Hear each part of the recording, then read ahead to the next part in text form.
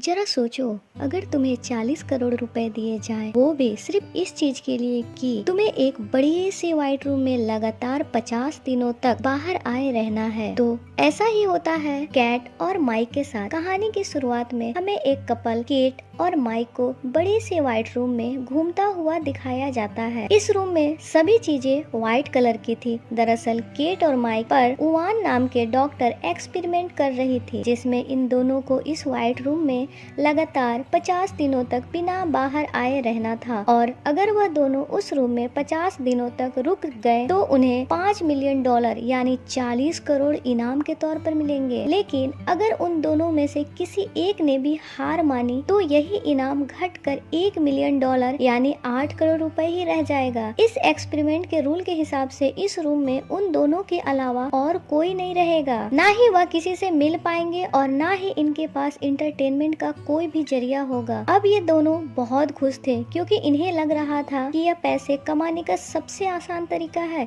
यहाँ पर यह आपस में डिस्कस करने लगते हैं। केट माइक से कहती है कि मैं इन $5 मिलियन से अपने सारे सपने पूरे करूंगी। वही माइक इन पैसों को पार्टीज में उड़ाने का प्लान बनाता है और केट से कहता है कि इतना पैसा आने के बाद कभी भी पैसों के बारे में सोचना नहीं पड़ेगा। थोड़ी देर बाद उनको एक AI डिवाइस की आवाज आती है, जो उन्हें यहाँ के रूल्स के बारे में बताती है कि अब वो एक एमुकुलेट रूम में है। इस रूम में उनके पास सिर्फ एक बेड और एक बेंच और एक सिंपल सा बाथरूम था, जहाँ पर एक मॉनिटर लगा हुआ था, जिसमें इस रूम में रहने के सारे रूल्स लिखे हुए थे। जिनमें से एक रूल लिखा हुआ था, एक टाइम पर एक इंसान बाथरूम का इस्तेमाल कर सकता है। यहाँ दीवार पर एक रेड बटन भी था, जिसको प्रेस करके उनमें से कोई भी हार मानकर यहाँ से बाहर जा सकता था। वहाँ लगी मॉनिटर पर टच करके वह लोग अपने लिए खाने पीने का सामान मंगा सकते थे। इस रूम में केट और माइक के लिए डेली न्यूट्रिश डिजाइनर बॉक्स आता था, जिसमें उनके खाने पीने का सामान होता था। रूम की लाइट रात होने पर ऑटोमेटिकली ऑफ हो जाती और सुबह होने पर ऑटोमेटिक ऑन भी हो जाती थी। इस रूम में समय के साथ साथ सुबह, दोपहर, शाम और रात होने की अनाउंसमेंट AI डिवाइस से की जाती थी, जिसका मतलब होता था अब उन्हें आराम करना चाहिए। स्क्रीन पर टच करके वह अपने लिए अलार्म भी लगा सकते थे। अब वो दोनों अपनी पहली रात यहाँ एक ही बिस्तर पर बिताते हैं। सुबह होते ही केट नहाने के लिए बाथरूम में जाती है और वहाँ शीशा देखती हुई खुद को कहने लगती है कि हमें इस चैलेंज को हर हाल में जीतना है। नहाने के बाद वह अपने कपड़े बाथरूम की लॉन्ड्री में धोने के लिए दे देती है, जिसके बदले में सिंपल सा प्लेन पजामा और टी-शर्ट मिलती है। वह दोनों आपस में मस्ती करते हुए कहते हैं कि चलो, इन लोगों ने कम से कम उन्हें रंगीन कपड़े तो दिए। कुछ टाइम बिताने के बाद केट सोचती हुई माइक से बोलती है कि आखिर डॉक्टर इवान एक्सपेरिमेंट क्यों कर रही है। माइक केट से बोलता है कि मुझे इसके बारे में नहीं पता, उन दोनों को बस इतना पता था कि उन्हें 50 दिनों तक यहाँ रहना है, जिसके बदले उन्हें 40 करोड़ रुपए मिलेंगे। इसके बाद माइक और केट खुद को बिजी रखने की कोशिश करते हैं। केट अपना मन शांत करने के लिए मेडिटेशन करने लगती है। वहीं माइक घूर घूर कर उस क्लॉक की ओर देख रहा था, जिसमें 50 दिन का टाइमर चल रहा था। बैठे बैठे माइक अजीब अजीब सी बातें सोचने लगता है, जैसे कि यहाँ की दीवारों का रंग सफ़ेद ही क्यों किया। केट उसे बार बार कहती है कि उसे लगातार उस क्लॉक की ओर नहीं देखना चाहिए, बल्कि उसे यहाँ टाइम बिताने के बाद मिलने वाले 40 करोड़ रुपए के बारे में सोचना चाहिए। लेकिन माइक के लिए यह बिल्कुल भी आसान नहीं था, क्योंकि वह कुछ दिनों से सही से अपनी नींद भी पूरी नहीं कर पा रहा था। वही केट अपनी डेली रूटीन जारी रखती है और वह माइक का ध्यान उस क्लॉक से हटाने के लिए उसे कुछ टाइम रनिंग करने को कहती है। जब केट मेडिटेशन कर रही होती है तो माइक भी उसे देखकर रनिंग करने लगता है। इसके बाद टाइम पास करने के लिए वह दोनों बच्चे वाले गेम्स खेलने लगते हैं और साथ ही डांस करते हैं। यहाँ पर जैसे ही वह दोनों अपने कपड़े लॉन्ड्री में धोने के लिए देते हैं तो वापस उन्हें वही सेम पजामे मिल जाते हैं। ऐसे ही कुछ हफ्ते बीत जाने के बाद कुछ ऐसा होता है कि माइक को उस रूम में एक कीड़ा दिखता है और वह उससे बात करने लगता है। माइक उसे खाना खिलाने की कोशिश करता है, लेकिन जैसे ही वह फर्श पर अपने मिल्क की कुछ बूंदे गिराता है, तभी AI डिवाइस की आवाज आती है और उनसे यह कहती है कि वह खाने पीने का सामान सिर्फ तुम दोनों के लिए है। माइक यहाँ पर थोड़ा परेशान हो जाता है और उस AI डिवाइस से कहता है, यह कीड़ा यहाँ भूख भूख की वजह से मर जाएगा, इसलिए मैं बस इसे यहाँ से बाहर निकालने की रिक्वेस्ट कर रहा हूँ। केट माइक को समझाने की कोशिश करती है कि जिस स्पीकर से AI डिवाइस की आवाज़ आती है वह दोबारा किसी चीज़ को नहीं दोहराता, लेकिन माइक केट से कहता है कि मुझे इस कीड़े को बाहर निकालना ही पड़ेगा वरना यह यहीं पर मर जाएगा। इतना कहता हुआ वह उस रूम में लगे रेड बटन की ओर जाने लगता है। यहाँ पर इन दोनों के बीच बहस होने लगती है। केट कहती है कि वह बटन दबाने पर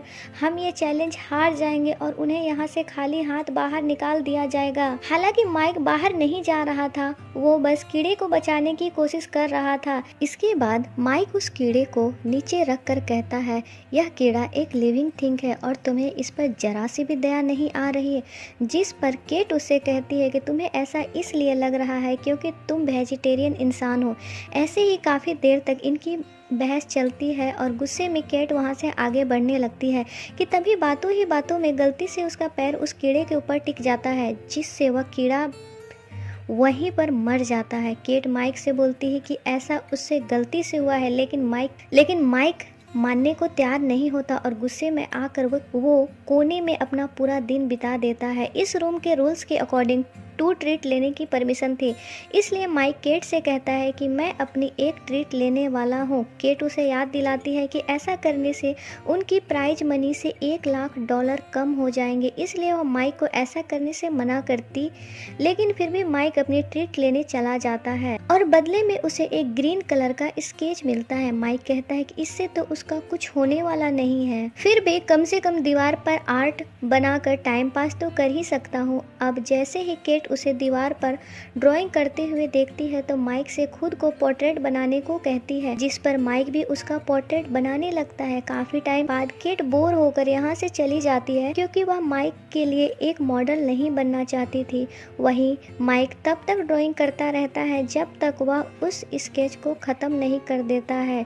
पूरे बाथरूम और टॉवल पर ग्रीन स्केच से पूरा भर देता है। इस वजह से केट बहुत परेशान हो जाती है और माइक से अपने पहले की रूडली बिहेवियर के लिए सॉरी बोलती है। लेकिन यहाँ पर इन दोनों के लिए अच्छी बात यह थी कि अब 50 में से सिर्फ 20 दिन और बचे थे। ऐसे ही इनकी रूम पर दिन बीत जाते हैं और एक सुबह अचानक केट को बाथरूम में एक गन मिलती है। यह दोनों हैरान और परेशान हो जाते हैं, यह गन फिर यहाँ कैसे आई। बाथरूम से वह गन उठाकर ये दोनों बेड के नीचे फेंक कर उसे छुपा देते हैं क्योंकि AI डिवाइस ने उन्हें लॉन्ड्री में कपड़ों के अलावा और कोई चीज़ देने से साफ मना किया था। कुछ दिनों बाद ही इन्हें कुछ रिवॉर्ड मिलता है जिसमें इनको एक फैमिली और फ्रेंड्स के मैसेज दिखाए जाते हैं। माइक अपनी सिस्टर का मैसेज देखता है जो उसे बताती है कि वह कैसी है और मॉम डैड कैसे हैं। अपनी बहन को देखकर माइक बहुत खुश होता है, लेकिन जब केट को उसके डैड का वीडियो मैसेज दिखाया जाता है तो उसके डैड कहते हैं कि अब वह रोड पर नहीं बल्कि सेक्टर में रह रहे हैं। केट इस वीडियो को रुकवाना चाहती थी, लेकिन उसके कई बार कहने पर भी वह वीडियो नहीं रुकता। तभी वह बाथरूम की ओर जाती है और वह जोर जोर से रोने लगती है। माइक उसे चुप कराने की कोशिश करता है। इसके थोड़ी देर बाद दोनों एक साथ लिपट कर सो जाते हैं। अब जैसे ही सुबह अलार्म बजता है केट बेड से नहीं उठती क्योंकि वह डिप्रेशन में चली गई थी। जब माइक उससे ना उठने की वजह पूछता है तो वह उससे बताती है कि उसने अपने डैड को कई सालों बाद देखा था और वह हमेशा माइक से झूठ बोलती रही कि उसके डैड नहीं है क्योंकि वह अपने डैड को लेकर बहुत शर्मिंदा थी। वही माइक को बताती है कि उसके डैड बहुत ज़्यादा ड्रिंक करते थे और उसकी स्कूल की फीस भी नहीं भरते थे। माइक केट से कहता है कि अब हमारे इस रूम में 50 दिन पूरे होने में सिर्फ 2 ही हफ्ते बचे हैं, लेकिन केट अभी भी बेड पर ही पड़ी थी। माइक उसे इंटरटेन करने के लिए नए नए तरीके आजमाता है, लेकिन इसे केट पर कोई असर नहीं होता और फिर वह खुद से केट के साथ बेड पर लेट जाता है, लेकिन इससे भी केट को कोई फर्क नहीं पड़ रहा था। यह देखते हुए माइक जमीन पर जाकर लेट जाता है। नेक्स्ट डे माइक केट को उनकी बची हुई और एक ट्रीट लेने के लिए कहता है, लेकिन केट उसे यह कहकर मना कर देती है कि उसे और पैसों को खोना नहीं चाहती, जिससे माइक फ्रस्ट्रेट हो जाता है क्योंकि उसे लगता है कि अब वह केट की मदद नहीं कर पाएगा। तभी केट बेड से उठती है और माइक से उसकी दूसरी ट्रीट मांगने के लिए कहती है, भले ही उनका $1 मिलियन का नुकसान हो जाए। तभी माइक दूसरी ट्रीट के लिए मॉनिटर पर टच करता है, जिससे उस रूम का डोर ओपन होता है और एक नेकेड लेडी रूम के अंदर आती है जिसका नाम साइमन होता है। उसको ऐसे नेकेड देखकर माइक हैरान हो जाता है। साइमन भी डॉक्टर इवान साइमन के एक्सपेरिमेंट के बारे में कुछ नहीं जानती थी, क्योंकि वह सिर्फ एक एक्ट्रेस थी जिसे इस काम के लिए पैसे दिए गए थे और वह पूरे महीने के लिए यहाँ बुक थी। साइमन को इस रूम में केट और माइक के साथ सिर्फ 24 घंटे ही गुजारने थे। केट माइक से कहती है कि वह अपनी टी शर्ट उतार कर साइमन को दे दे ताकि वह थोड़ा बहुत अपने आप को कवर कर सके। साइमन माइक की ड्राइंग को देखकर उसकी तारीफ करने लगती है, जिससे कि केट को और भी ज़्यादा गुस्सा आता है।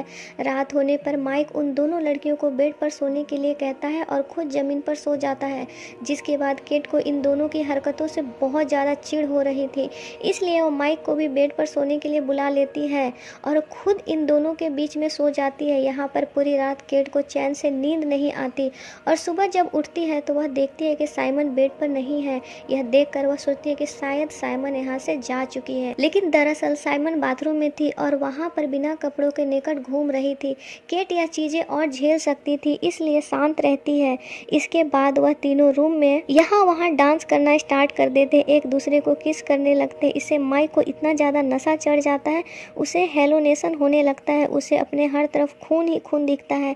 माइक अपने आप को पानी में डूबता हुआ देखता है, वहीं पानी में उसे अपना छोटा भाई भी दिखता है जो उसके साथ ही डूब रहा था। इसी बीच केट और साइमन माइक को होश में ले आती है, लेकिन वह अभी भी पैनिक कर रहा था और जोर जोर से रोने लगता है। वह बार बार एक ही चीज रिपीट कर रहा था कि मेरे भाई सॉन्ग को डूबने से बचा लो। केट उसे किसी तरह बेड पर ले जाकर सुला देती है, जिसके बाद साइमन केट से पूछती है कि वह और माइक कैसे मिले थे, जिस पर केट बताती है कि वो लोग एक बारिश वाले दिन मिले थे, उसके पास अम्ब्रेला नहीं थी। तभी माइक उसके पास आया और उसने उसे भीगने से बचाया। यहाँ पर यह दोनों आपस में ऐसे काफी टाइम बातचीत करती रहती हैं। थोड़ी देर बाद माइक जग जाता है और साइमन के पास जाकर बैठ जाता है, जहाँ वह दोनों अपनी अपनी लाइफ के बारे में बातें करने लगते हैं। साइमन बताती है कि उसने अपनी मदर को बचपन में ही खो दिया था। यहाँ पर यह दोनों अपने अपने फैमिली मेम्बर्स के गम को शेयर करने लगते हैं, जिससे इन दोनों के बीच बॉन्ड और भी अच्छा हो जाता है। साइमन माइक का हाथ पकड़कर उसे रिलैक्स फील करवाती है कि तभी पीछे से केट आकर उन दोनों को एक दूसरे का हाथ पकड़े हुए देख लेती है। अब केट का गुस्सा 7वें आसमान पर चला जाता है, क्योंकि वह पहले से ही उन दोनों की नजदीकियों को बहुत झेल रही थी। केट साइमन को बोलती है कि तुम शुरू से मेरे बॉयफ्रेंड को मुझसे छीनने की कोशिश कर रही हो। इस बात पर साइमन भी केट पर गुस्सा हो जाती है और बोलती है कि तुम इनसिक्योर लड़की हो जिसे अपने बॉयफ्रेंड पे जरा सा भी विश्वास नहीं है। यहाँ पर यह दोनों एक दूसरे पर चिल्लाना शुरू कर देते हैं। तभी माइक गुस्से में आकर इन दोनों पर चिल्लाता है और यहाँ से जाने लगता है। थोड़ी देर बाद केट साइमन से माफ़ी मांगने की कोशिश करती, लेकिन साइमन उसके गुस्से को यह कहकर और भड़का देती है कि उसने माइक के साथ ऐसा कुछ भी नहीं किया था। नेक्स्ट मॉर्निंग जब माइक उठता है तो वह कुछ ठीक फील नहीं कर पा रहा था। अब साइमन भी उस रूम से जा चुकी थी, लेकिन जाने से पहले उसने यहाँ माइक के लिए एक मैसेज छोड़ दिया था, जिसमें लिखा था कि पहले कभी किसी ने मुझसे इतना प्यार नहीं किया। केट यह मैसेज माइक को दिखाती है और उस पर भड़कने लगती है कि तुम मुझे चीट कर रहे हो। माइक केट को समझाता है कि जो भी साइमन ने लिखा है वो सब झूठ है। वह कहता है कि इस रूम में यह सब कुछ जानबूझकर किया जा रहा है ताकि वह दोनों आपस में लड़े और हार मान ले। गुस्से में केट माइक को धक्का मार देती है, जिससे उसका सिर दीवार से टकरा जाता है और उसके सर से खून बहने लगता है। माइक केट से दूर चला जाता है और उसे कहता है उसने कभी भी उसे धोखा नहीं दिया, तब भी नहीं जब वो न्यूयॉर्क चली गई थी। वो हमेशा चाहता था कि केट कभी भी अनकंफर्टेबल फील ना करे, इसलिए उसने अपने कई सारे दोस्तों से मिलना छोड़ दिया। उसने अपने कॉलेज की पढ़ाई भी पूरी नहीं की ताकि वह केट के साथ घर पे रह सके। जब वो डिप्रेस थी तब भी उसके साथ था और इन सब के बदले उसे क्या मिला? बस उसका शक और नफरत। यहाँ पर केट माइक से माफ़ी मांगती है कि मुझे गुस्से में ऐसा हो गया। तभी माइक को बहुत अजीब सा फील होने लगता है। वह कहती है कि उसे डॉक्टर की जरूरत है। केट जल्दी से उसके लिए मिल्क शेक लाती है और एक टॉवल से उसके सर की चोट को कवर करती है। इसके बाद वह माइक को कहती है कि उनके रूम की कॉन्ट्रैक्ट में मेडिकल रिसोर्सेज के बारे में नहीं लिखा। माइक यह सुनकर बिल्कुल भी विश्वास नहीं कर पाता है कि वह केट से क्या सुन रहा है। माइक केट से पूछता है कि क्या सच में तुम्हें मेरी चोट की चिंता है? दरअसल माइक की चोट काफ़ी छोटी सी थी और धीरे धीरे से खून आना बंद भी हो जाता है। लेकिन माइक यह बात सोचकर बहुत परेशान हो जाता है कि क्या होता अगर केट गुस्से में उस पर ज़्यादा घातक हमला करती। शायद अब तक तो उसकी मौत भी हो चुकी होती। माइक केट से कहता है कि पैसों के लिए उसे जान से भी मार सकती है। अब माइक केट से कहता है कि भाड़ में गया पैसा, मुझे इस रूम में सबसे ज़्यादा नफरत हो गई है। माइक डिसाइड करता है कि वह यहाँ से बाहर चला जाएगा। केट बाहर जाने से मना करती है और कहती है कि अगर वह यहाँ से बाहर जाने की कोशिश करेगा तो वो उसे शूट कर देगी। माइक उसकी इस बात को इग्नोर करता हुआ रेड बटन दबा देता है और वाइट रूम से बाहर निकल जाता है, जबकि उसके 50 दिन होने में सिर्फ चंद ही दिन बाकी थे। माइक के यहाँ से जाने के बाद केट पूरा दिन उदास रहती है, जिसके बाद वो माइक की पेंटिंग देखते हुए उसे याद करती है। केट के अब इस रूम में सिर्फ 2 दिन ही बचे थे जिससे वो इस चैलेंज को जीत जाती, लेकिन केट 2 दिन पहले ही उस रेड बटन को दबाकर यहाँ से बाहर निकल जाते हैं। कुछ महीने बाद हम माइक को जॉगिंग करते हुए देखते हैं, जो अब सिंगल था। जॉगिंग करते वक्त वह केट की बिल्डिंग के पास से गुजरता है। रास्ते में अचानक वो केट से मिलता है। यहाँ हमें पता चलता है कि उस रूम से बाहर आने के बाद कई महीनों तक ये दोनों एक दूसरे से मिले नहीं थे। इसके बाद दोनों यहाँ साथ मिलकर डिनर पर जाते हैं। रास्ते में माइक केट से पूछता है कि क्या उसने उस रूम का रेड बटन दबा दिया था। केट इसका जवाब नहीं देती, लेकिन वह जो कुछ भी हुआ उसके लिए माइक से माफ़ी मांगती है। जब वो दोनों यहाँ से चले जाते हैं तब कैमरा एक बिल्डिंग पर फोकस करता है, जिस पर यह साफ साफ लिखा था कि इस बिल्डिंग का निर्माण एक बहुत बड़े डोनेशन से हो पाया है, जिसके डोनर ने अपना नाम नहीं बताया। मूवी के एंडिंग में हम देखते हैं कि उसी रूम में एक नया कपल इस चैलेंज को एक्सेप्ट कर लेता है और यह मूवी यहीं पर ख़त्म हो जाती है। वीडियो अच्छी लगी होगी गाइस तो प्लीज़ लाइक कर दो, अपने दोस्तों को शेयर कर दो और सब्सक्राइब करके बेल और नोटिफिकेशन पे सेट कर देना गाइस।